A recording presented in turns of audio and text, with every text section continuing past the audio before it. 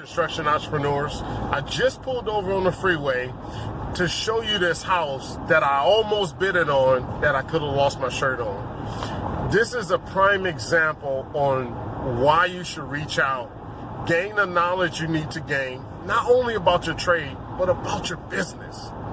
Because there's going to be a project that you should not take that can actually shut you down. So, my construction entrepreneurs, want to show you this project here. I actually stopped off the side of the freeway, so it's kind of loud. I'm right here at the 60. I'm on the on-ramp to the 71, if anyone's familiar with this. This is like Chino Hills area. But this house right here, years ago, the homeowner came to me, found me on Craigslist, and wanted me to bid on this house right there.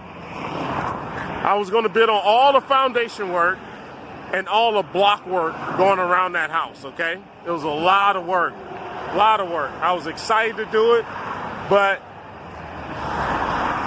look at that house.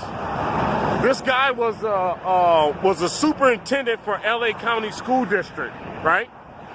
I'm not sure where he was moving from to build this house, but I'm telling you this, when I bid it on this house years ago, it just had to be, oh my gosh, I don't even remember how long ago it was. It had to be years ago.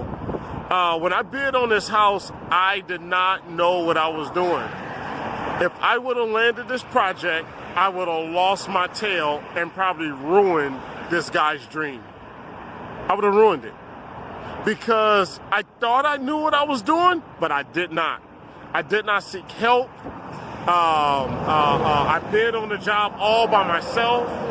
I brought in a few people to contribute some numbers for some block walls and fill in some cells.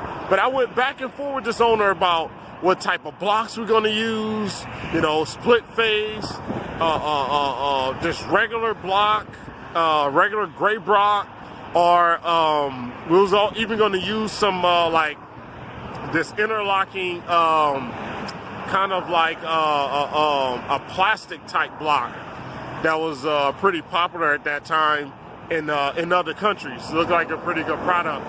So I always pass by this house and I never stop, but that's the story. Every time I pass by this house, I look at it and I think about when I could have I would have just lost everything. I would have probably ruined this guy's dreams here, taking on a project like that during the time that I bid on it. So, you know, I say that to say this. A lot of times we look at projects and we see it as, you know, concrete is concrete or drywall is drywall, paint is painting. But this project would have been a little bit too big for me to bite off of. I didn't have the management skills during that time. I didn't know how to coordinate a job that size at that time. And it was just really out of my element, you know. And I'm fortunate enough that I did not get that project and really just probably been in a different place right now. Probably would have recovered already, but I'm 100% sure I would have lost my shirt out on this job here. Okay? But knowing, you know, what job is too big for you to do? How many projects can you have going at one time, right? We can't just go out here and accept every project, right? You don't have enough operating costs to do every project, okay? You cannot carry the payroll for every project. And that's why it's important to know how to do your numbers and understanding your numbers, okay? I'm not talking about just, you know, figuring out all the material costs and times it by 3, right? I hear that a lot, you know, figure out all the material costs and times it by 2 for regular projects and then times it by 3 or 4 for public works projects, right? That's not a bidding, estimating method. That's just a method that you just get a roundabout price, an overview price for something. You don't submit that type of pricing to no one, you know? And if you're second guessing yourself like I was on this project here, but still was willing to take it on, then you need to stop and you need to really, really do your homework, okay? If you're taking on too much, if you're taking on too big of a project, it's going to catch up to you. It's going to expose you. I'm not saying don't reach. I'm just saying at the time, I wasn't able to reach like that. And I should not have been reaching like that. But I didn't have anyone on my side to tell me like, hey, buddy, you know, let's not go for that. Let's go for 3 houses that fit into that house, and you'll make the same amount of money.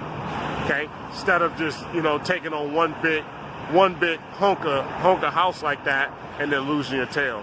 So just be careful what you choose to bid on, and what you know, choose to take off and chew on, because you got to eat that and you got to live with it for a long time. Okay. It sucks that people, you know, people also have to suffer from our decisions as construction entrepreneurs, as owners.